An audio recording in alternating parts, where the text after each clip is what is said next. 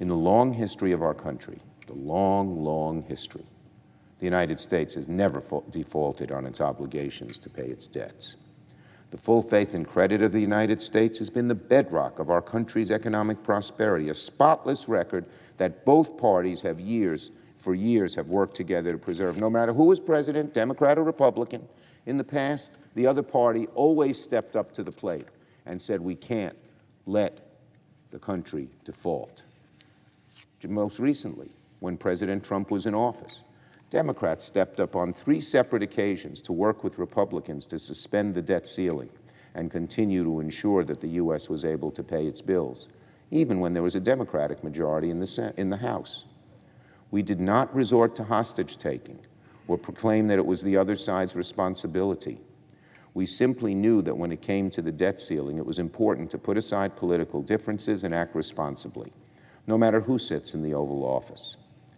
We know that failing to raise the debt ceiling would be, as the Republican leader has said in the past when Trump was president and he was arguing that Democrats should join him, would be a disaster. Well, if anything, that's an understatement. Just yesterday, one top forecaster said that, quote, a failure to raise the debt limit would have serious negative consequences. So in the immediate future, we need to raise the debt ceiling again. As in previous instances, it must be a bipartisan endeavor. And the reason is simple. We have to get this done, but much of the recent debt we need to pay for was incurred during the Trump administration.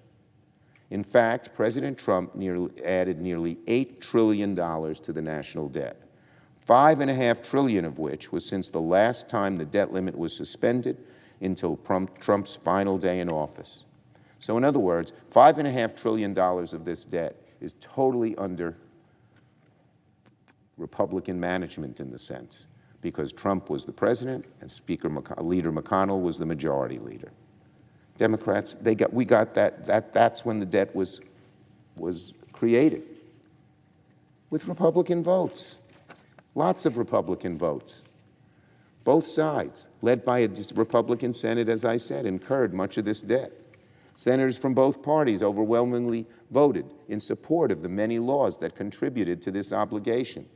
So neither party can wash its hands of responsibility to pay the bills. Leader McConnell keeps talking about the new spending that Democrats have done. That's not this debt. This debt, $5.5 trillion, was all under Trump and when McConnell was the majority leader.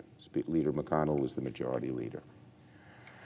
But some Republicans, recklessly, irresponsibly, so overwhelmingly politically, seem eager to push our economy to the brink of total catastrophe by suggesting they will oppose any effort to raise the debt ceiling. And rather than urging his colleagues to immediately drop this reckless idea, the Republican leader, shame on him, seems to be giving it his blessing, if not promoting it. If the United States defaults on its debt, it will harm every single American in this country, including potentially those who rely on Social Security and the members of our military.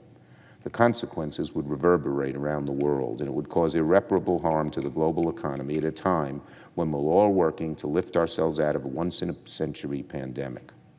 So any efforts to play nasty political games with the full faith and credit of the United States is reckless, irresponsible, despicable.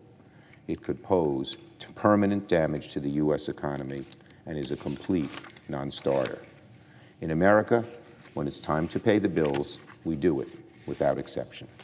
I yield the floor